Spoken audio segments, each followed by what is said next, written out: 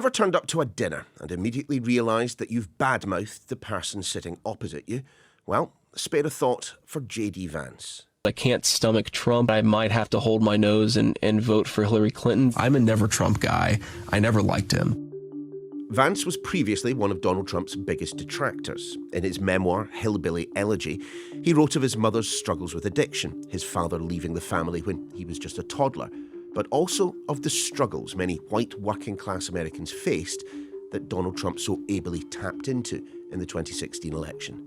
Now he's the former president's running mate and fully behind his plans to make America great again. I obviously didn't fully appreciate the president's appeal in 2016. Yeah, he said some bad things about me, but that was before he knew me, and then he fell in love. Indeed, the two men are now so close politically that he's seen as providing some ideological heft to the MAGA populism. I was wrong about Donald Trump. I didn't think he was going to be a good president, Brett. He was a great president. So just who is this former US Marine turned venture capitalist turned Ohio senator? And what made Donald Trump forget that JD Vance wasn't always so nice about him? I'm Niall Paterson. This is the Sky News Daily. Later, we will look at the, well, frankly, fascinating backstory to the man who could be the next vice president.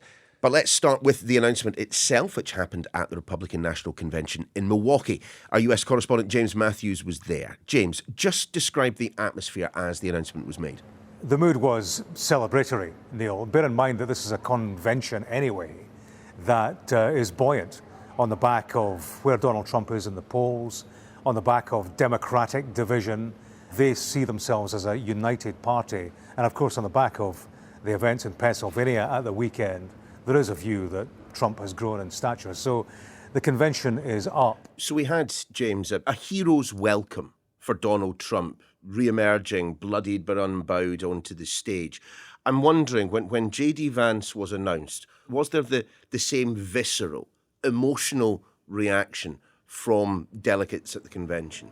I think the answer to that has to be no, Neil, because JD Vance is the political choice, largely unknown to those in the audience who haven't been paying close attention. But, you know, there was cheering. There was certainly a mood of celebration and, you know, visually and audibly an endorsement of the man who will be a running mate, who could be a vice president, could be a heartbeat away from the presidency itself. Vance is seen as a positive pick by many, liked for a number of reasons. I mean, you know, his youth, his politics, populist politics that connect with the Republican electorate as it is now under Donald Trump. And, you know, he's a performer. I interviewed him, doorstepped him a few weeks ago. We were in Washington, D.C. Donald Trump was back on Capitol Hill for the first time since January the 6th. That was the headline. He'd gone back to meet the Republican establishment. So I was part of, like, the media scrum outside as we tried to get a sense of Trump and his connection to the Republican Party. In the midst of this maelstrom, I spotted JD Vance walking out casually on his own, waiting for the media to come and speak to him. A man comfortable in his own skin and ready that day to speak about Donald Trump, to speak up for Donald Trump, and just exuded a loyalty to Donald Trump that Trump would have watched on TV, this big fan of cable news. And I thought to myself that day, this man is the front runner for a number of reasons. Loyalty, principally, something that Donald Trump values perhaps more than anything else. I suppose then the Democratic rebuttal of JD Vance as a Trump clone, I mean, I think even Joe Biden has already come out and said that, makes sense then, unless, of course, you look at the polls and you realise that Donald Trump appears to be quite popular with quite a lot of people at the moment. Yeah, there's no doubt that Donald Trump looks like the man who can't lose. JD Vance is in the sights now, clearly, of the Democratic Party. They've taken out advertising, attacking him, attacking his politics, and they're holding him up as the right-wing bogeyman. The difficulty for them, of course, is what he brings to the ticket. But more broadly, you know, he's 39 years old, a former Marine. He's a young man, you know, with a lengthy future, and that plays into the presidential debate as it stands right now, particularly as it pertains to the Democratic Party, who are having all sorts of problems surrounding their 81-year-old president and candidate. James, thank you. The American public loves a politician with a story, and Trump's choice for VP certainly has one of those. Josh Glancy is a Sunday Times journalist who interviewed JD Vance back in 2017. So Josh, just tell me, what was he like? Yeah, so I met JD in the summer of 2017, and it was when the paperback edition of his best-selling memoir, Hillbilly Elegy, came out, and I flew to Columbus, Ohio, and met him outside his house with his wife, Usha, and he was just sort of becoming famous, and he was a bit overwhelmed by the whole thing. I quite liked him, to be honest. He's a awkward, in some ways, slightly shy person, but he has a big kind of hulking presence. But he's thoughtful. He's quite angry. There's a darkness in him. But he's quite interesting company, and he had a lot to say. And he was, at the time, at an interesting moment. All this fame had arrived, and he had been appointed the sort of Trump whisperer. He was the man who was going to explain the Trump phenomenon to liberal elites, to the coastal Democrats, who at the time everyone was searching for answers. Well, why did this happen? And he was from the parts of the country and the class that could help explain that. But over time, he went off in a very different direction and is now despised by those people who were looking to him for answers back then. Well, tell us a little bit about that book, Hillbilly Elegy, and his, I have to say, frankly remarkable backstory. If you were coming up with a script for a politician who wants to be a heartbeat away from the presidency, an absent father, an addicted mother, raised by his grandparents, time in the military, and then on to venture capital. I mean, it's a story, but let's start where he started. Clearly, the family upbringing that he has had a long-lasting influence on him. Absolutely. I think it defines him utterly. We're all defined by our families, but I think with JD, he really carries his identity very, very heavily. His family are from Jackson, Kentucky, kind of deep Appalachian country, but his grandparents had moved to Middletown, Ohio, to the city, but they brought all their problems with them. And his book is really the story of a childhood blighted by addiction, blighted by violence. There's guns, there's just families falling apart, there's the opioid crisis starts to rear its head, and his whole life is sort of defined by these things. And without his grandma, as sort of classic strong Appalachian matriarch, he wouldn't have got out of there. But he did, and as so many Americans from that background did, he joined the military, joined the Marines, went to Iraq, where he was a public affairs official, obviously a very smart guy, got a scholarship to Ohio State University and then to Yale Law School. And that's when his path really starts to accelerate. But what's interesting is that at that time, it looks like he's going into he's becoming an elite. It's sort of the American dream. He moves to Silicon Valley. He marries a beautiful, very intelligent lawyer. He goes to work for Peter Thiel, the venture capitalist.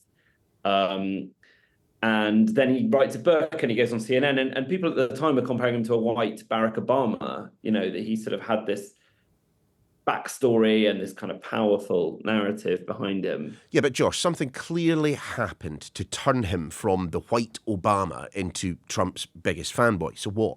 What happened is that it was the Trump era and it was incredibly polarized. And he found himself on the wrong side of the fence, as he felt. He found himself on the liberal side of the fence, and he was kind of viscerally almost disgusted by the attitudes and opinions of the people around him. And so he switched sides. He had this huge pivot, what in WWE wrestling they would call a heel turn, where he sort of becomes something very different. And he starts to talk much more vehemently about immigration. He starts to talk in a much more complimentary way about Trump, who previously he described as being like cultural heroin in the Atlantic magazine, Bible of the American elites. And that's where things take a very different turn. And the question about Vance was that cynical, ambitious, hypocritical, a grifter, as some people call him, or is that actually a radical response to the environment he found himself in? What caused him to go down the hard Trump path where he's now his vice presidential nominee? So in a sense, he was fated by liberal America for being able to put his finger on, from personal experience, the reasons behind the dissatisfaction that so many white working class Americans felt, but was turned off by it to the extent that he was calling Donald Trump an idiot, reprehensible, comparing him in private to Adolf Hitler. And then suddenly had a Damascene conversion, his eyes opened, and he saw the truth in the arguments being put forward by Donald Trump. Yeah, I think you're probably right to be somewhat cynical about the reasons behind it. But has he given any evidence in public that he doesn't believe it? I think the mistake people are making with Vance at the moment is to assume that there is no sincerity there. Mm-hmm. And if you don't know him and if you don't properly know his backstory, it looks very cynical. And I've no doubt ambition played a part, and I think some of his language around the January 6th insurrection and voter fraud is pretty calculated. He now says that the election was stolen. He would nuance what he meant by that somewhat by talking about changes to voter registration in Pennsylvania, by talking about how Twitter blocked the Hunter Biden laptop story. So he's doesn't think that, Venezuelan voting machines switch the vote. But nonetheless, I think some of his rhetoric around that is pretty suspect, frankly. He is also a millennial, and he marinates online like so many of my generation. He can be a bit of a troll. He has that kind of trollish MAGA. He follows some pretty rum characters on Twitter, and he can be a bit of a wind-up merchant. I think there is a coherence to him. And I think in a way, he's more ideologically coherent than Trump, who can be so mercurial and volatile. I think Vance actually has quite a coherent view of the world. He's quite left-wing in economics. He thinks that capitalism is not helping poor working class Americans. But on culture, he's hard right. On immigration, on trans, on issues around racial diversity, he's hard right. Well, look, maybe it's a massive political epiphany, or maybe it's just JD Vance licking a finger, sticking it in the air, and seeing which way the wind is blowing politically. In 2021, he goes to meet Trump for the first time. Yeah.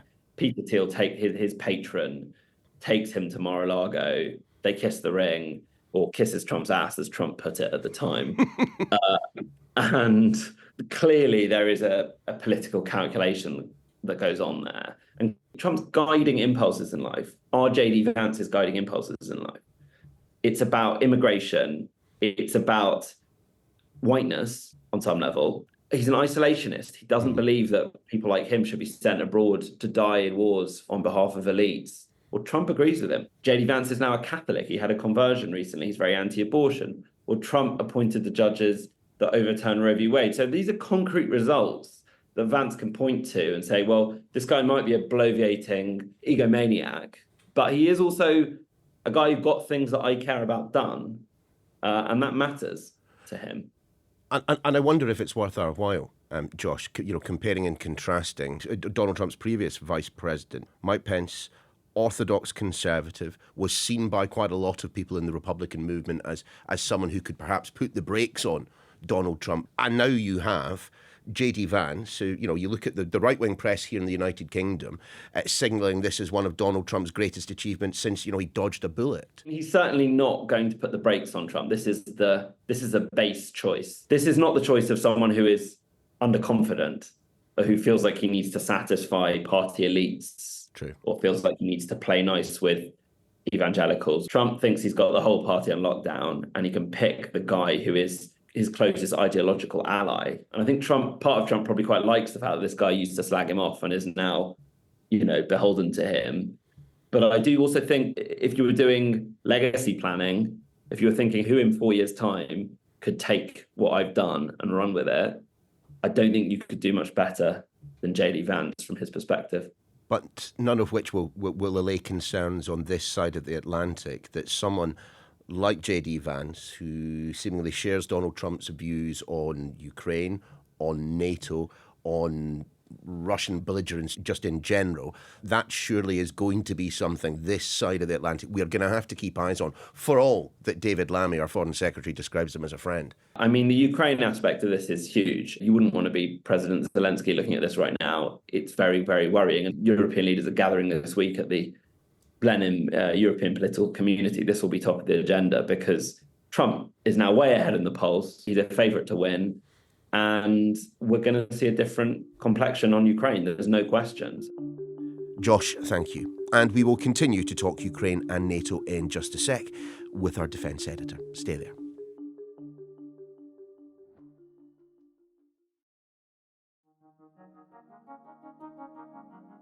Welcome back. Now, before the break, we were hearing about the hard line taken by Donald Trump and his new running mate, JD Vance, when it comes to Ukraine, NATO, and other matters of defence and foreign policy. Our defence and security editor, Deborah Haynes, is back. And look, clearly a long way to go until November. Don't count your chickens and all that. But the prospect of a president and a vice president with those views on Ukraine and NATO, it's bound to be being talked about this side of the Atlantic.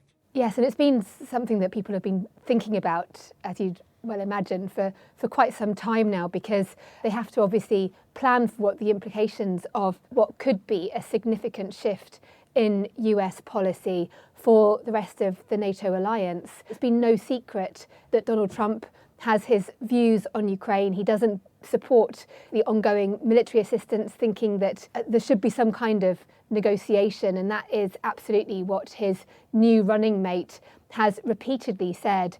One of his core arguments is that on the current trajectory, Europe is just too weak and incapable of providing the weapons at the scale and the speed that is necessary to ensure that Ukraine can beat Russia. We've seen that the US has been this absolutely pivotal supplier of arms. And when there was that pause in Congress agreeing $60 billion package of aid to Ukraine earlier this year, that enabled the Russians on the ground to take advantage of the shortage of weapons supplies for Ukraine when they were only relying on the Europeans.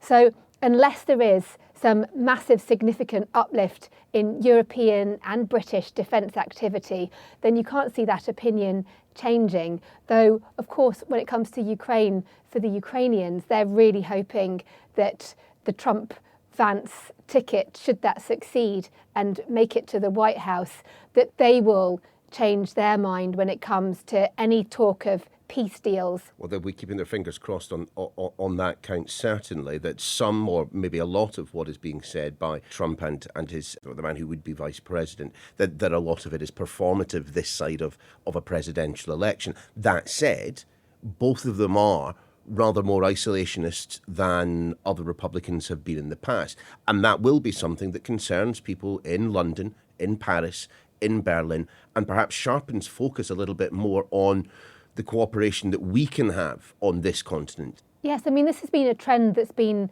building for a while now. This growing frustration, anger, resentment in the United States that they are effectively bankrolling European security. And actually, JD Vance, he basically called US support for the NATO alliance effectively attacks on the American people, and really saying that the Europeans and the UK need to just get their priorities straight and stop relying on the US in the way that they have done for so long, and pointing out, if you added up all the money that European and UK allies should have spent since the end of the Cold War, but didn't because they cut back to make savings from this so-called peace dividend, that they would have spent an additional $30 trillion on their collective security.